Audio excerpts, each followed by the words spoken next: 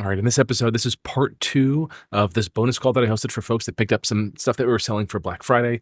And I got pretty deep, pretty quick, helping them, coaching them through becoming a fractional CMO. So if you're on the fence about becoming a fractional CMO, or you want to hear other people that are going through the process and you want to learn kind of what their process is and how I coach them, tune in, and I'm sure you're going to learn something. All right, see you soon. Marketers of the world, why do we work hard to solve small problems? Why do we reinvent ourselves and our clients over and over? And why are we giving away marketing strategy for free? With advancements in AI, we're all seeing the marketing department shrink from the bottom up. And companies need you to serve them as their fractional chief marketing officer.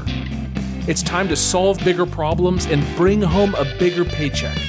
It's time to create the lifestyle we deserve and to make a greater impact. This is the Fractional CMO Show, and I'm Casey Stanton. Join me as we explore this growing industry and learn to solve bigger problems as marketing leaders. The Fractional CMO Show is sponsored by CMOs, the #1 company to teach you how to attract, convert, and serve high-paying fractional CMO clients on your terms. So, John, what's going on?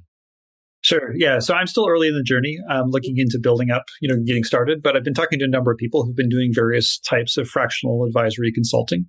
And one of the things that has come up a lot. Are they making money? Just a quick question. Are they making money or no? I think that generally speaking, most of them are making less money than they did as a full-time, but they are happy with the result, right? Okay. Well, that's good. Yeah. But one thing they brought up a lot, and they kind of work in the same markets that I think I would be targeting, which is early stage companies that don't have a lot of marketing staff of their own, right? And they said one of the hardest things that they have found is trying to help the client understand that you aren't the person who's going to do all the grunt work for them, that they that they don't do themselves. And so I'm curious, thoughts on how to approach that and set that up from the start, because that obviously can pull you into a rat hole, and then it's hard to claw your way back out of that. I just want to challenge the assumption that you should work with early stage companies who don't have a marketing department of their own. Mm-hmm. Mm-hmm. Why do you want to be there?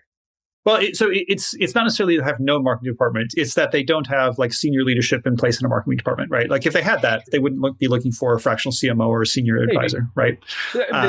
Let me just tell you, they might for a couple of reasons. One, skunkworks. They want to develop a skunkworks so they can invent a new thing, new product, new service, and launch it without disrupting the status quo. Another one is they're not happy with their current leader. They've overtitled them.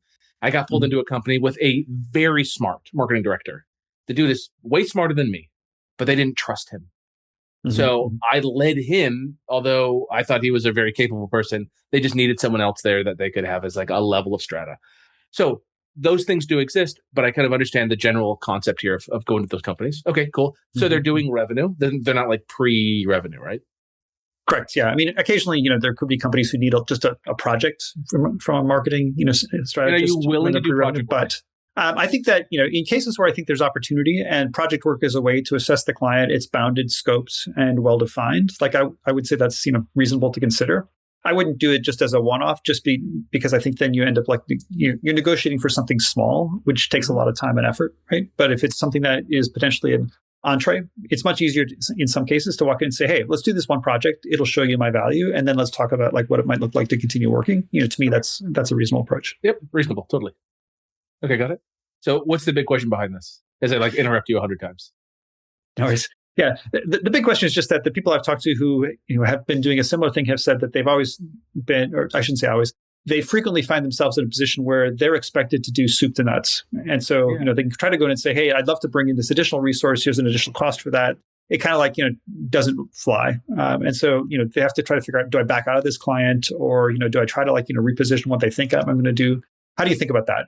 It's, to your point, it's not necessarily that they have no marketing resources. It's that they probably have no senior leaders, and they lack the execution resources as well. And so they kind of expect someone to come in and be soup to nuts, right?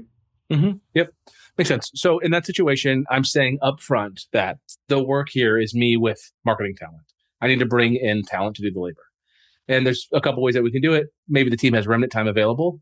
I'm going to audit that early on. I'm going to have questions about that before the contract's signed. So I'm going to say, how many hours can you guys commit of team talent for me? And they're 0, we're understaffed and overworked. Okay, well, I'm going to need some talent if we're going to work together. So I'm just going to ballpark here. I'd probably need between 20 and 40 hours a week of labor. Do you have anyone in your world right now that you could bring in to make this easy? Sometimes it's someone's kid or nephew or niece or something like that. Other times it's some freelancer that you worked with before. Sometimes people are like, yes, I got one. I worked at a gym, John. I helped a gym, like a CrossFit training gym. And I was like, do you guys have someone? They're like, yeah, we have a gym rat. He can't afford to work out, so he sweeps the floors for us. And he seems like adept with technology. Turns out, rock star, right? Just like didn't have a job before. So we pulled him in and he did all the work. So that was easy. If they say no to those things, then it's like, great, well, I can write the job description, but my expectation is that we post this on the first day that we work together and we're able to pull someone in and you guys pay for them at 20 to 40 hours a week. That's where it goes. And that's the commitment for us to do this work together. I have to be very above board about my requirements for labor. Mm-hmm. So how would you think about it? Because in a lot of cases, when you start working with a client, you actually don't know the details of everything that they do or don't need. You certainly have some assumptions based on the discussions you've had so far. Mm-hmm. But sometimes it actually helps to be able to get in, see the details and say, okay, now I can show you the plan and now I can show you the resources that apply to that in a more meaningful way. How would you approach it? Would you say like, hey, we're going to spend, say a month, 2 months, whatever it is, like really assessing and getting to the right plan. And that will allow me to come back to you and show you what resources you're going to need if you want to go ahead with that plan, or how would you approach that? Yeah, exactly. So the first 30 days is really the delivery of the strategy. So I just did this, John, with a client. I did it in the first 30 days. And it's just like with Thanksgiving and everything. I was like, it'll take us 6 weeks to do it. So Friday last week, I delivered my strategy to them. And all along the way, I told them all the stuff that I was finding. We had weekly meetings. I met with, it's a franchise. So I met with the franchisees, a couple of the different ones, and reviewed it with the vendors, met with the vendors, did all the stuff, got in the CRM, played around.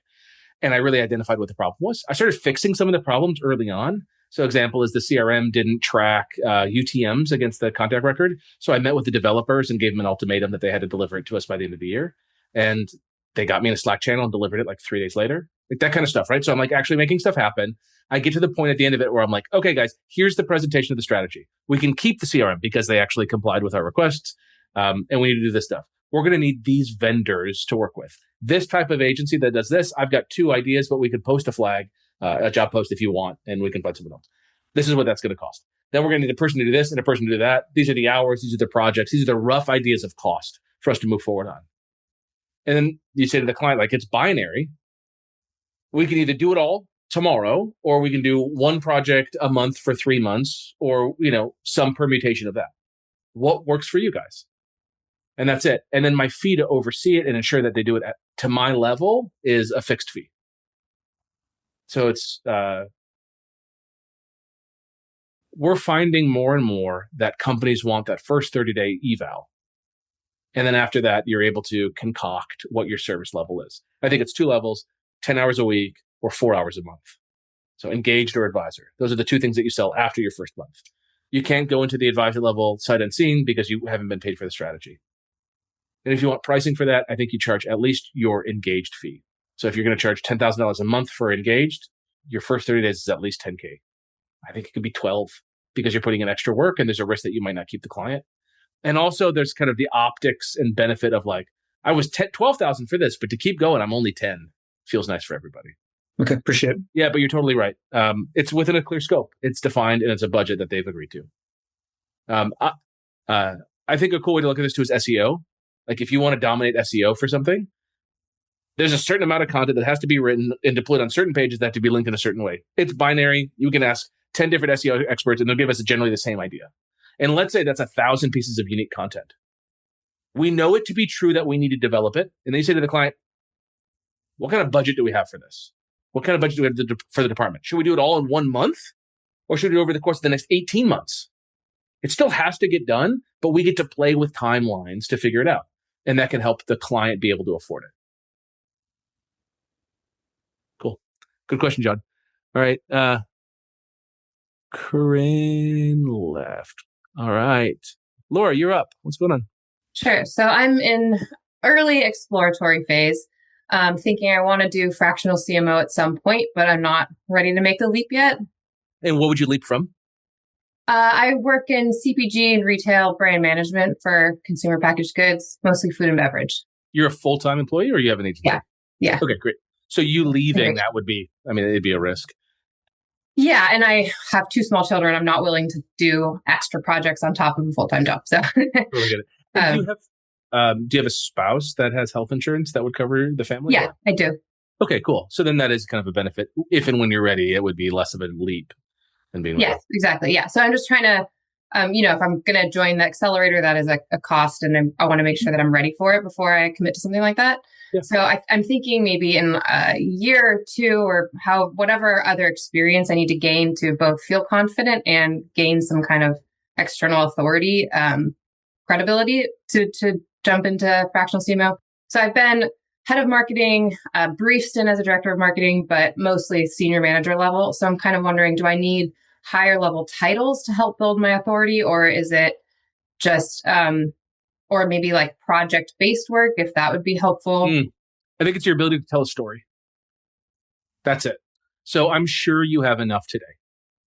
There's no meritocracy here that you have to have the CMO title for at least 9 months before you can be a fractional CMO. We're seeing a bunch of like yahoos who have just sold, they used to sell like media buying, and then they sold AI stuff, and now they're fractional CMOs, and they like don't understand how to do fractional CMO level stuff. So you don't have to jump through any hoops. You're good enough right now. A more, what's the best way to say that? It's not like intelligent, but like a more experienced business owner might want to see more of a track record from you. That doesn't preclude you from getting high paying clients fast though. Right? Like let's say someone's interviewing you versus someone else, and that other person has 3 more projects than you in a specific space. That could be a benefit, like absolutely. But it doesn't preclude you from winning that job, like from winning the gig. So I don't think that there's anything that you have to get on top of what you have. I think you should set your sights just to win your first client and let go of this belief that you need more. So like, how do you get one client? How do you work 4 hours a month less for your employer? And how do you add 4 hours with one client a month? And if you did that, I swear to you, something in your brain will switch and you'll realize what's possible. And I can't describe it. It's like telling you what passion fruit tastes like if you've never had it, right? It's like, I can't. But like the moment someone pays you $3,000, $5,000 a month for 4 hours of work, you're just like, oh shit. Like all I have to do is get in front of the right person and position myself appropriately. And then they see that this is the best solution for them. So that's what I would do. I would just fight to go get a client sooner than later. So how can I help you get a client? Where do you think you would get that client from in your network? I think similar to what some other people said is finding the right balance between whether they're too early that they don't have the leadership in place, but they need marketing. So I think there's a lot of startup CPG food and beverage brands that need help with their marketing, their branding, working with an agency, something like that. But some of them are also very early stage. Some of them are also really well networked with all kinds of investors giving them advice and things like that. So it's somewhere in there. And I've got a good amount of connections already. But I don't know how to assess their size. Can you just get calls scheduled with founders of these companies and just to chat with them? Yeah. And I mean, if you're being direct, you're saying, hey, I'm looking at getting in and working directly. I really, you might have a line, like this might be true for you. I'm missing depth with a single company. Like what I'm doing, in my full-time job, it's great. With the family, everything's great. But I really just want to like work with like a young company in the CPG space, and I really want to help them. And I want it to be in this space specifically. I want to like maybe what is it in CPG for you that you're excited about? Is there a specific like subset? I mean, like the health and wellness brands that are growing and just like really hitting the trends, I think are pretty exciting. Yeah, great. So like the better for you, whatever it is, or health and wellness, you say, I just want to like go work with a company there. I've got all this experience and I really just want to go play again. I want to have the fun and the space to do that. Who do you know that I should talk to? That's the conversation that you have. And just go meet with these founders and sell nothing and just chat with them and hear where they're at and ask questions about their marketing. And I bet you have enough conversations, you'll find someone who's like, Laura, how can we work together? You're like, it's a great question. I only have space for this, but here's what it would be. I would go do a 30-day strategy build for you. And then after that, I would do, monthly leading the team. Every 2 weeks, we'd meet together with the team and I'd make sure you guys are all on track. But I want to be very kind of light, but very focused when we're together. you offer that as an option with them. And I mean, I really think it's a different experience that you'll have with the work. And you'll realize that you have it all within you right now. And what you don't have, like, when you're talking to someone, they're like, all right, we want to get on Performance Max. Laura, can you help us? Do you know Performance Max? No, but I can learn. Right. That's it. You're like, great question. On Monday, we'll talk all about it. And then you go learn. You don't need to get a specific piece of education that you don't have to win the client. I mean, you might on like positioning and things like that, and like getting the deal set so it works well for you and things like that. But it's not like you're missing a tactic to serve them that you need first, or a pedigree. Yeah. You got it all. Yeah. Well, a lot of the times these people are like, 24, started this company, maybe don't have that much business experience. So, yeah. So having someone like you, there's two reasons that they hire us. They hire us for the impact, but they also hire us for like the surety, like the confidence. I just presented to this client's franchise partners yesterday, and the co-founders like tuned out during the call. They were like, awesome. I don't even have to listen. Casey's going to do his thing. And now I'm the person that's responsible for it. And they can just now go think about selling new franchisees or whatever they want to do. And I'll handle the marketing. So that surety is a big component of it. And you can provide that even if you're not the best marketer ever, even if you don't have the pedigree of being a CMO for 10 years. And I'll tell you, Laura, we've got CMOs that are like fancy. I'm talking like big time CMOs, like big deals. And these people think that they need a marketing tactic experience before they can go sell a client. Like, I don't know how Google ads work, therefore I can't sell a client. So you have a mental block that you need something, and they have a mental block that they need something, even though they have all the things that you want to have.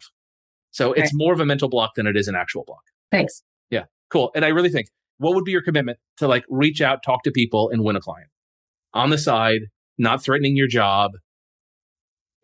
What would that look like? Yeah, actually, I randomly talked to some CPG founder who connected me to 3 or 4 more this morning. So I haven't reached out to them yet because I was actually wanted to have this call first to feel like how I should position myself in those calls. So I think it's sounds like getting to know you, fact finding, just like kind of listening about what their current marketing is, what their goals are, that type of thing. Yeah. Where are you guys? Where do you want to be? What are you doing for marketing? What's working? What's not? What are you guys excited about? You guys have new product launches coming up? Just like, tell me everything that's going on. Are you guys getting on store shelves? What's your e-commerce percentage of your business look like? Are you guys doing Amazon FBA? Are you looking to get more sales direct to consumer? Ask all the questions. And simply by asking the questions, they want to work with you. Like they're going to be like, I want to work with someone who's that curious. I never thought of it. Right. So if I create a future with you, you feel that the future is only possible with me. Right? It's kind of like the magic of working with someone. So in that conversation with them, they're like, so we've got that product launch coming up. And when we talked to Laura, she said that like, we'll have to have a marketing department. That makes sense. So we should probably hire Laura, by February in order to do that. That's their thought, because they don't want to say like, all right, now I'm going to go to ChatGPT or YouTube or whatever and figure out how to build all the stuff that Laura shared. They just want it done. The best clients want it done. So that's what I would do. Just have the conversation, ask some questions. And at the end of your questions, just say, thank you so much. That was so informational. I really love these things that you shared. I'm really excited about you guys wanting to be, this. I like people personally that want to be number one. Like, why wouldn't you? Like, just go be number one. Like, you want to be the number one sweet potato chip company. Sweet. Like, great. Like, that's a cool mission. I want to support that. So I would ask them, you guys are like in kind of a crowded market. Do you want to be number one? Like, where do you guys want to be? I kind of challenge their greatness. Yeah. And you get some of those people like, hell yeah, we want to be number one. You're like, cool. And then you transition to, great, that was so fun. What questions do you have for me? How can I help you guys? And then they ask you, can you help us? And you're like, so I'm starting this thing on the side where I'm going to advise one company. That's it. That's my offer. I'm just going to advise one company. I want to build out the strategy for one. I don't know if it's a good fit or not. Does that even sound like something you guys would want? And then they kind of chase you on it if they want it. Or they're like, no, we've got it. We hired a AI tool that's going to do it all for us. You're like, cool, good luck. Who do you know that I should talk to? But inevitably, someone's going to chase you. They're going to want to know rates and things like that. So you just have to be rehearsed on that. Let me just ask you, 30 days, you develop a full marketing strategy. do all the research for them, all that stuff. What would you charge? 30 days. Assume it takes you 15 hours, 20 hours to do. What's your fee? 10,000? Yeah, cool. Great. It's a fine number. Yep. So just 10 grand, and that's what you would deliver. And that would be a one-off thing with no ongoing commitment because you don't even know if you want it. And then at the delivery of that, it is inevitable that they can't see that happening without you. So you either then say, and I'd be happy to share with you how I could help you guys for like $4,000 a month moving forward, which feels really palatable. Yeah. You're like, job number one is, here's the job description, go post it, go hire the person. I'll do a final interview of your top 3 candidates, and then I'll assign them work. And every 2 weeks, I'll check in with them and they'll do my bidding. You'll get so much done like that. And then you just make a couple grand. Don't do it for the money. Don't do it for maximum money. You could charge $5,000, $6,000, $7,000 for that work, but just make it easy and get the sale. Yeah. And I swear, every single person that does this, they get that sale and they come back to me and they're like, I can't believe I only charged $10,000 for that. That was worth 20. But you don't believe it until you do it. Cool? Yeah. Thank you. Very helpful. Yeah. And don't leave your company, right? And don't do this on a work computer. Very important. Have a separate computer, because anything that you create on your work computer is owned by the company. Yeah. Right. Just be careful, split things up. If you have a work email address, never use it. Use a personal email address. And it's totally fine for you to obfuscate this stuff. One client will change it all. You don't have to build a whole website to win a client or anything like that. Yeah. All right. Beth, hey. Yeah, I think I'm next. Hi, how are you? So I have quit my full-time job about 2 years ago. Cool. Just a bunch of life stuff that just led to a change. Fortunately, I was able to book some work, retainer work, and have had that retainer client for 2 years now. Have had some side projects since then, but not really that ongoing kind of retainer work or retainer kind of CMO overseeing strategy work. So I guess my question is around building a good sales funnel. I think as marketers, sometimes we have FOMO, right? We build sales funnels for everyone, but doing it for ourselves seems scary. But then on the second side of it is, I'm in a fairly small market. I worked for a pretty large financial services business that was 74th largest financial institution in the United States, reported directly to the CMO in 2 various positions where I oversaw banks in a number of states and so forth like that. But in my metro, it's very small. And even as I look to Iowa as a whole, the largest bank is our holding company with 2.5 times the largest bank even sits in Iowa, right? So if I look at the big guys that I'd probably rather work with, just strategy wise, that can execute on things that are going to make shifts in their business, they're probably looking at, hey, they have a CMO, they have a full-time team. How does that look like, right? But I can bring perspective and how I've helped shift some sales to create some big impactful revenue numbers. So that side, but then it's also that remote networking with people that, right, for the most part, I didn't have peers in a, decent radius. Most of our peers were across the country and so forth. I was a leader of my team itself was 12 people. There was 45 people in the department at one time, so Sure. Really looking at that and how to kind of build that out, and what's some of your thoughts on that? Yeah. So specifically, what's the question? How can I help on this? Give me the one. Well, question. I guess so some of the insights that you've shared is hey, work through your network, right? So my network, well, most of those people either are still at that business that I don't know that I have necessarily want to do business with them. So how to stretch my network and or how to build it online or remotely, because my metro isn't a metro that's, I'm looking. Yeah, I hear you. Okay. So I live in Philadelphia and I don't leave my house. Yeah. That's kind of it, right? I didn't leave the house at all yesterday. I didn't even go outside. I don't think. Right. I don't travel to meet clients. No way. I have one client I go see quarterly, and they're an hour and a half drive away. If they lived farther away, if their office was farther away, I wouldn't go see them. I had another client that was I don't know if you're catching, like, it's not necessarily the servicing of the clients that I'm worried about. I'm not worried about that. No, it's the acquisition of those. Yeah, I understand. So, I understand. So I exist as if I am living on the moon. That's what I want you to hear. It doesn't matter where you live. It matters who you want to go after, that you go after them. If you have a book of business that you've worked before and you can convert it, like maybe Eric's got some agency clients that he can convert, great. If you don't have that, fine. I left an agency and I had a non-compete for 2 years where I couldn't talk to anybody.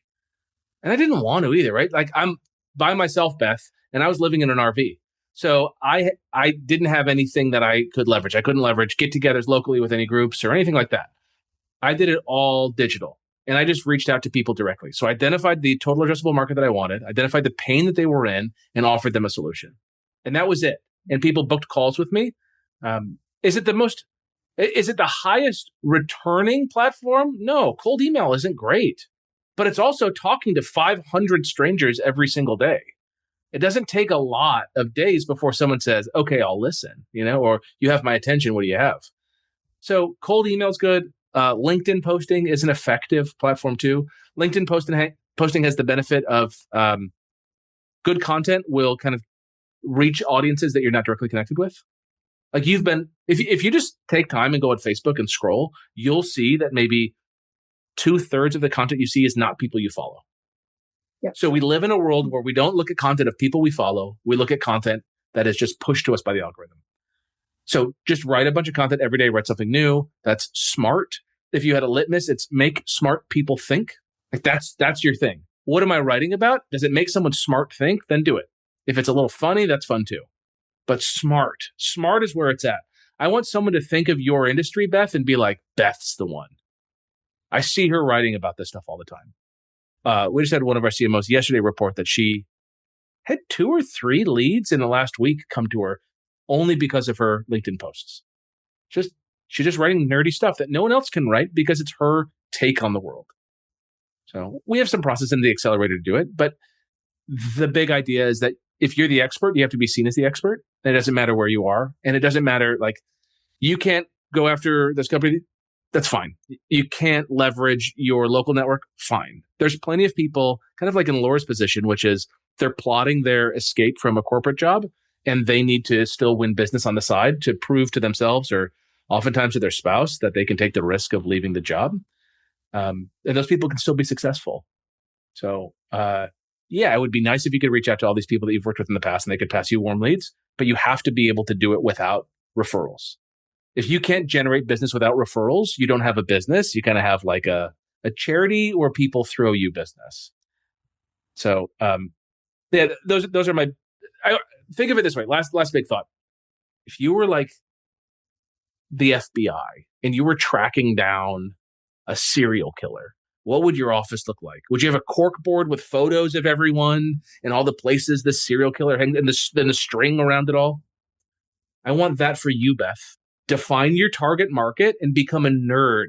Who are the suppliers, right? Who are the professionals? Who are the most active people on social media? What are the events that are happening? Go dominate it. Like, go take this seriously. The trick isn't go win a client. I mean, it's the short-term trick, but the long-term trick is be the person. The most authoritative thing you can do, I think, is you write a book. Like, writing a book is heavy. You see people talking on YouTube or interviews or whatever, and they introduce themselves and they're like, I'm this, and I'm the author of. They never say, and I get 50,000 downloads per podcast episode, or I have 1 million YouTube subscribers. They say, I wrote a book. You can write a book, but you have to be the kind of person who knows so much about the industry and shares it in an interesting way that a book is compelling for people to read. So first, become that person, understand the market, map it out. Like if you're I'm in the franchise space, that's the market I really like. Like, who are the people coming to the next franchise conference in Philadelphia? Have I reached out to them? Have I scheduled a hangout? Can I go show them around the city? I don't even have to go to the event. You know what I mean? I can just like create the pressure of like, hey, you're coming to my city. Let me walk you around. Let me show you Thomas Jefferson's toilet. Benjamin Franklin's toilet. It's like my favorite thing to show people. You can find his cistern. It's like so silly. But like, all right, I take people on a tour of Philly and I create that connection with people. Do that kind of stuff and you're going to win business. Don't think that there's like a sales pipeline. It's conversations with people. The problem with our business model, this is the same problem with agencies, is if someone doesn't need it, they're not going to buy it. So you have to talk to everybody. So when they need it, they call you. You got to be the person who's omnipresent. So when they want it, you're there. That's it. Does that make sense? Yeah, it does. Okay.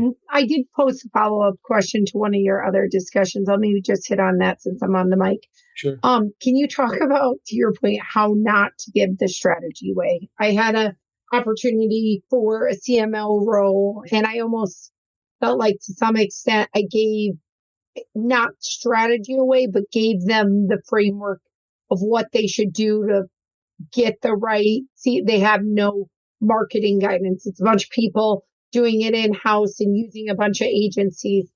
And I kind of laid the framework and then they said, great. And what would this cost? And then I provided what it cost. And then, somehow, then they pick someone else. And it's like, I just gave you everything. And I didn't give them more than what, like, hey, your ads keep popping up. You have no framework around maximum of time. I mean, I didn't give them that much. But it was like nothing was more frustrating when it's like I literally gave you the path and could get you operating so much better. Who did they hire? Did they hire somebody else? They said they hired someone that they found themselves because I had kind of worked through like a headhunter that I knew that was soliciting for that type of role. The fear of giving away the strategy is that they're going to try to implement it themselves or hire their own talent to do it. If that didn't happen, you probably did nothing wrong. Right? Okay. Like there's some level of strategy that I'm going to share, kind of like what it looks like, but I never quote people on costs of talent. So here's what I'll say to someone. I'm going to think of this client that I closed like a month and a half ago. I said, all right, so here's what we're going to do. You guys have these concerns right now, right? You got concerns with this media buyer. You've got concerns with this ability to do follow-up, all these things. Yeah. I'm going to audit that. I'm going to review it. And I'm going to propose a solution. My thought is the solution probably looks like us bringing some of these services in-house. So these people work for your company and that kind of stuff. And then we have to stay in touch with these leads. So we're going to have to do some regular content creation. We'll talk about modality. Maybe it'll be a podcast. Maybe it'll be video. I don't know what it's going to be, but we'll talk about it later. But that's a general idea. First of all, does that even sound like what you guys want me to do? Yes. Okay, cool. Then pay me and then I'll deliver that strategy to you. I still have to give them an idea of what it is. Yeah. It's like an architect saying, I'm going to build you a house. You're like, how many walls will it have? They're like, well, at least 4. You're like, you got to give me more than that. So like, you got to give them something, but you don't give them the explicit technical design document of all the work that you'll implement because you don't know. Yeah. And I'm making these sales. Point, I did just give them the quote unquote blueprint because to your point, it was like, okay, I'm going to do an audit.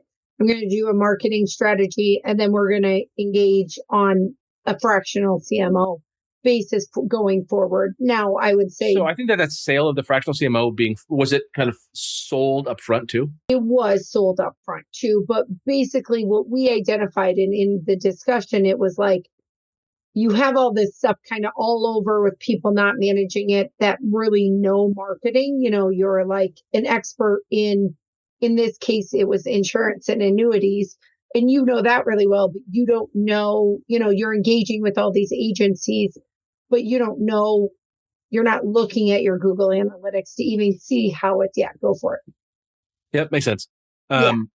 So agencies give strategy away for free in order to sell services. You proposing the work that you're going to do isn't giving away the strategy for free. I don't think you did anything wrong. I think they chose someone because it was a different price. They liked them more for some reason, which you have no real way to fix. Some people don't like me. Yeah. Some people think whatever about me. I'm an asshole. I'm whatever.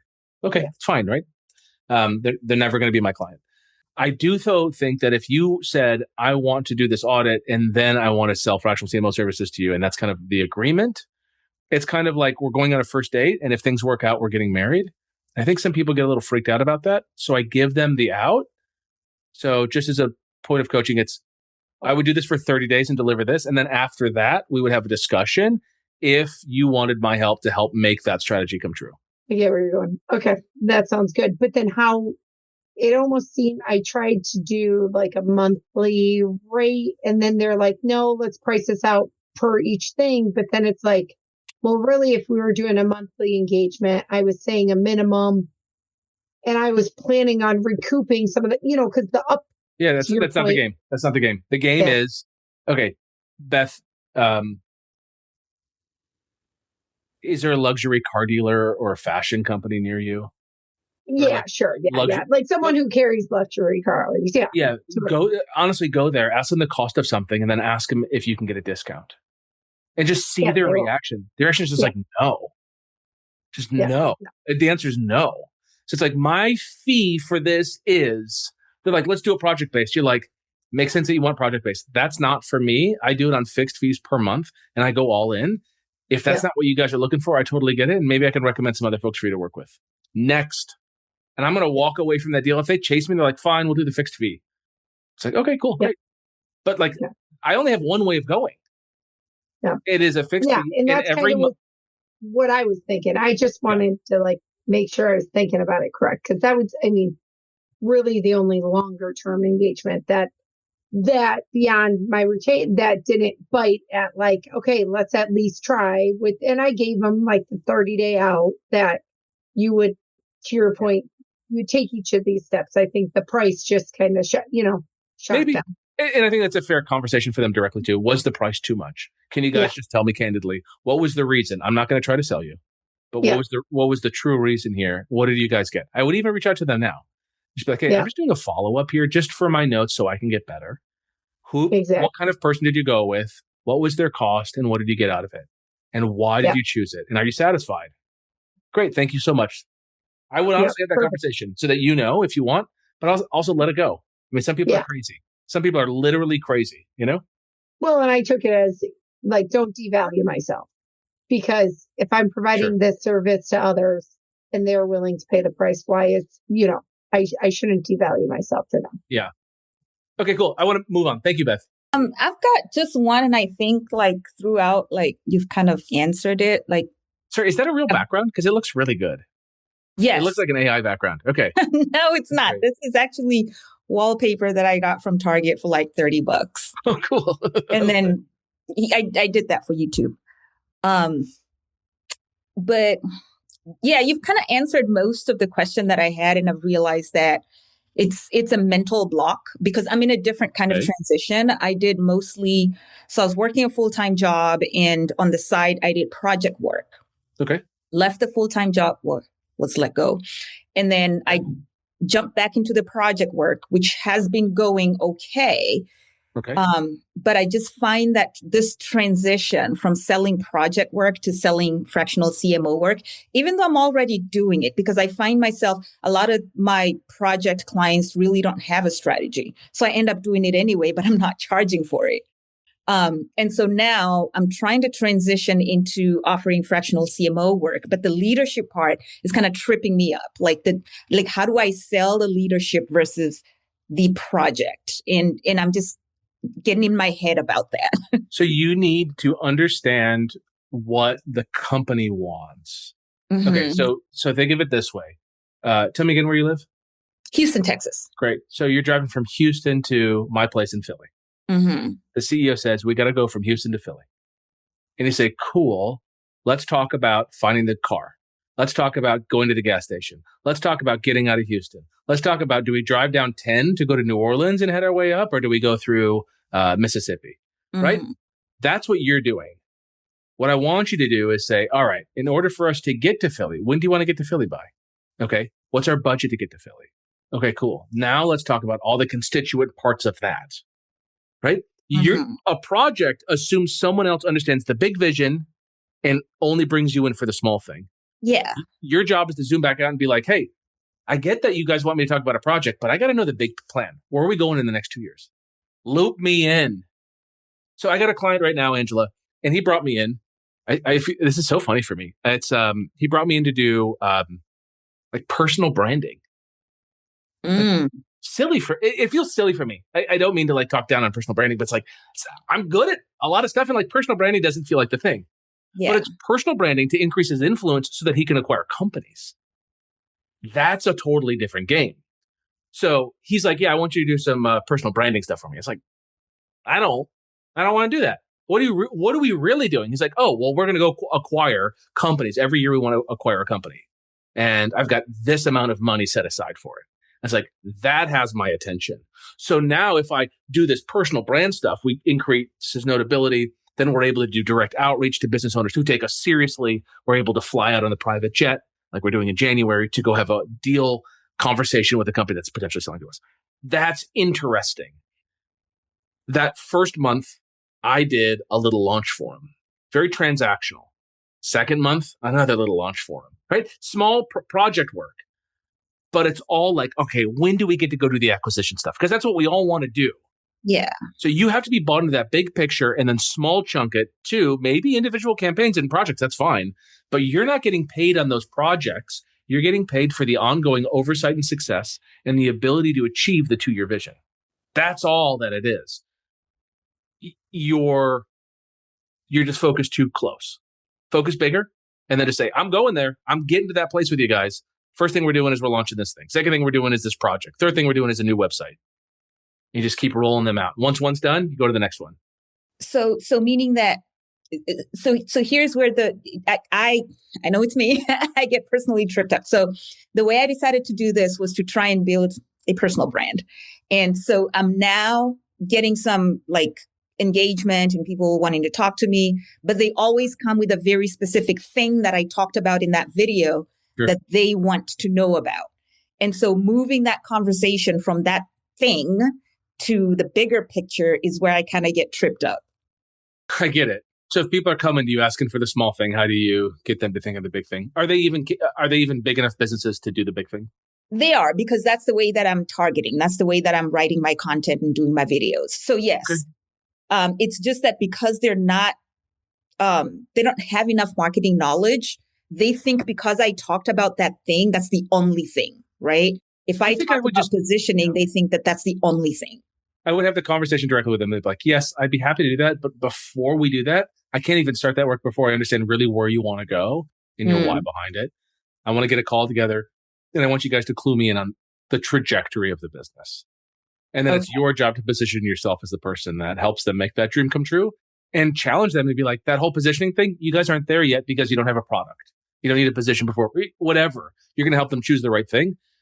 My fear is if you accept what they're asking for, they might ask for the wrong thing, makes you look bad, they waste money, they feel like, you do step 3 first without doing step 1 and 2. Now you're the bad person, because you let that happen. So that's how you do it. You just like zoom back out, identify where they want to go, ask them all those questions before you accept their money. And I would stay away from the project-based work. If it's project-based, it's for the first 30 days to prove. And then after that, you have an agreement that you're continuing. Okay. Like I delivered with this client on Friday and they were like thrilled. And then on yesterday we chatted and I said, so we haven't really stated it, but you guys want to move forward, I assume. They're like, oh, hell yeah.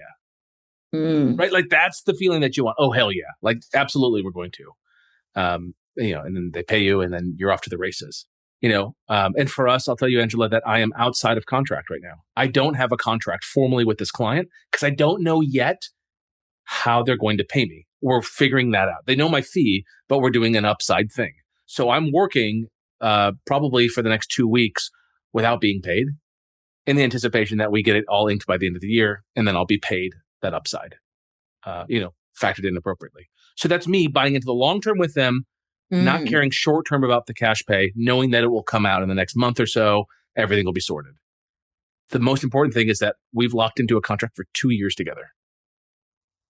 Does that make sense?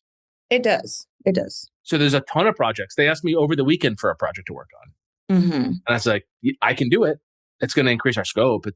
They're like, cool, let's talk about it. Great. So we can talk about all those things because it's unlimited, the things that I can work on given enough time.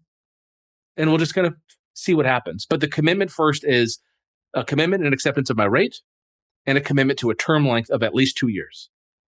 Now, I'm different. Our CMOs aren't all doing 2-year contracts, but that's just where I'm at.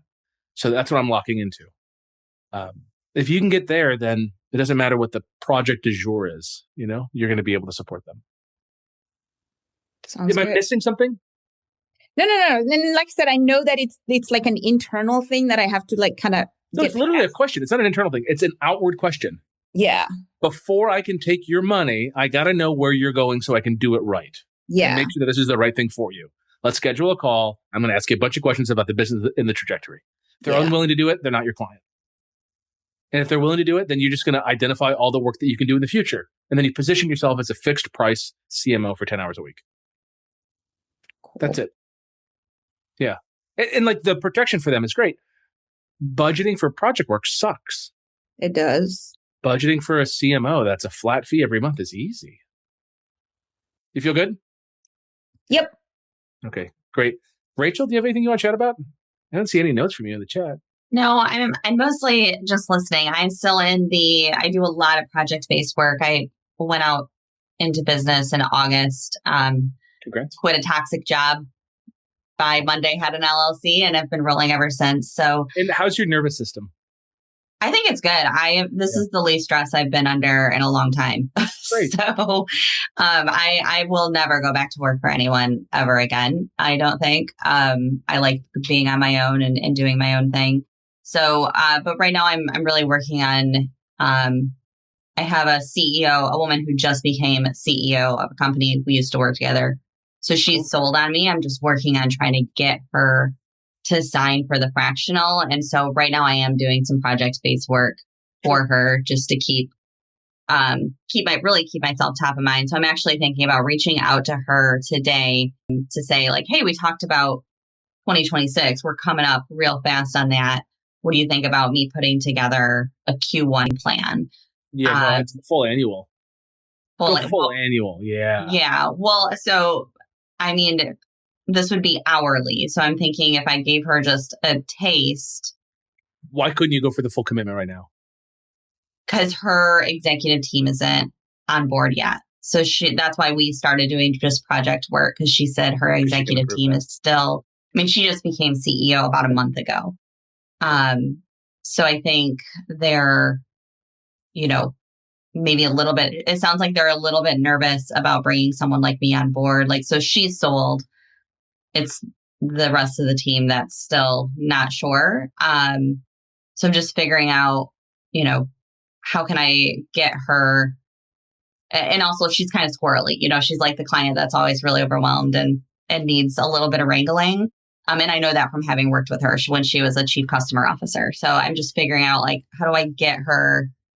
I want to try to nab her now, so that way I could potentially get her to sign something a little bit bigger than just hourly work, hourly project support. There'd be a conversation that I would have that would be something like, thank you so much for the work so far. I've been having a lot of fun. It's fun to work with you again. I'd have this on a phone call, just like a check-in, and just be like, I'm just planning my new year and I want to make sure that I have capacity for you guys. And I'd like to get something formal. And I totally understand that, you're the new CEO and it's going to take time. I'd like to earmark some hourly work for you guys. If we can kind of get that locked in. And, what's your hourly rate, Rachel? Right now, just 125. So pretty low. Yeah. Problem is that's going to be hard to increase that. If you're doing it on a committed length. But let's say you do. So you're at 125 times 10 hours a week times 4 weeks. So you go $5,000 a month, let's just say. Mm-hmm. I want you to try to bill $5,000 a month in work with her. Okay. Like I want to earmark like 10 hours a week for you guys because of these projects that we talked about. I think that's what it's going to take, maybe a little bit more. Mm-hmm. And I'd be happy to go through the month of January with you guys, just kind of on the hourly for it. But then after that, it'd be really nice to just like formalize it. And if we can't formalize it, I get it. I just have to increase my rates by 20%, just to take into account that it's hourly and not fixed price. Yeah. And I had quoted her $5,000 a month back when I sent a proposal November 10th. So, and that's when she was kind of like, they're not ready yet. So, and her team was really nervous, about somebody else just coming in, which I get, I've been there. So yeah, I think that's a really good plan. I'll use it just as it's been a month since I sent her the initial proposal too. So great. And it's just a conversation. It's like, I need to do this for me. I'm taking care of me here. You don't need to. And also, I think it's going to be easier for you guys to budget because the easiest thing to budget is a fixed fee. But I would get my rate there as quickly as possible just to kind of validate that they can afford it. Yeah. Yeah. And if you're like 4,800, 6,200 month over month, whatever, you're like $5,000 flat, feels pretty good. Mm-hmm. That'll cover mortgage or whatever you got, right? Yeah. Life's good with a single client paying you at least $5,000 for sure. Yeah. Yeah. Well, I'm lucky. I have another one that's $6,000 a month right now. So like, I'm not super worried. And we took this risk knowing that we could afford, for me to make less. So great. But yeah. Okay. But you should make a lot more. Yeah. Oh, yeah, for sure. I would like to be at least back to what I was making before I quit, working corporate. I think it's very reasonable too. So, yeah. Yeah. And if you think for you, it's like one client at $10,000. Yeah. On top of these two, and you're rock solid. Yeah. And you know what cost of living is in Lansing? It's great. Like, this is a good place to live. Pretty cheap. So. Oh, is that diner still there? With the hippie hash? Yeah, it's got to be Fleetwood. I think so. I don't go downtown much. Fleetwood.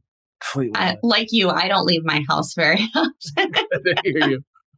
Fleetwood is a classic, though. They do like a hash with feta. It's like my first experience of feta. It's like Mount Hope at Cedar. Okay, yeah. I rarely go to that. I'm such on the opposite side of town that I tend to stay over in Hazlet, Okemos area. Okay, cool. Says they're still open as a 24-hour venue, so you'll have to jump down there. Now, it's still open. Yeah. That's good. It's like the kind of wait place till the students are, they should be all gone by this point. So like between now and when the semester starts, that's when you go downtown. When the students are around, I try to avoid it. So. There was a place though, Great Harvest. Oh man. Do you know Great Harvest on Allegan? I haven't been there either, no. Oh my God. Okay. I just have to tell you, it's the kind of place, like where dreams are made. Like terrible outside waiting in the line. No, I guess they moved one downtown. No, this was like, in like an old, gas station. And it was just like, knickknacks all over the place. It was awesome. You said Great Harvest? I think it was Great Harvest. Yeah, Great Harvest. Yeah, Great Harvest Bread Co. That's the one that looks like it's in an old station. No, it's Golden Harvest. Golden Harvest. Let's see. On Turner. Yeah. Yep. That's it. Yeah. Okay. So it's like they got a good following. Yeah, and it's kitschy, right? That's literally the description: wall-to-wall kitsch. Totally. Yeah, like this is it when you wait in line. Oh hell yeah! Yep. Oh, it's a total gem, and they have like the great French toast. Oh, it's so good. So much fun. Great place. So if you ever go, then you go to Elevate Music afterwards. Go look at the $10,000 guitars. It's a great trip. That's what I would do. I love that I've lived here for 5 years and I'm like, I have not been to any of these places.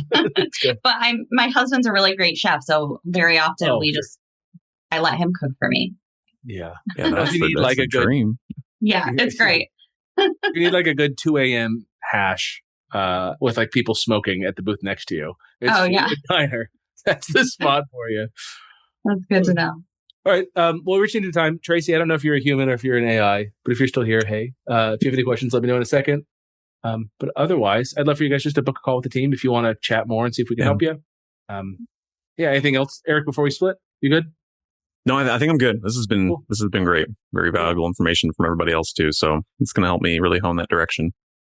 Yeah, I can think we've got a member who kind of joined a call like this last year and then just sold a bunch of business and brought in things at $20,000 a month, joined the accelerator, jumped right into boardroom. He's having a ton of fun.